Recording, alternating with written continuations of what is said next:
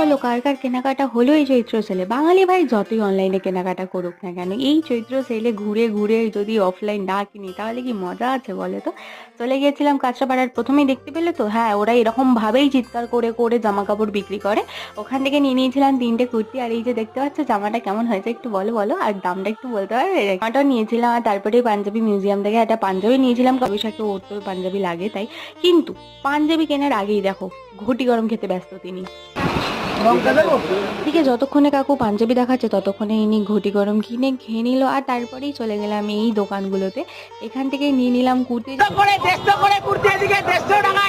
দাদার হাতে যে 3টে কুর্তি দেখতে পাচ্ছ সেই 3টেই আমি নিয়েছিলাম।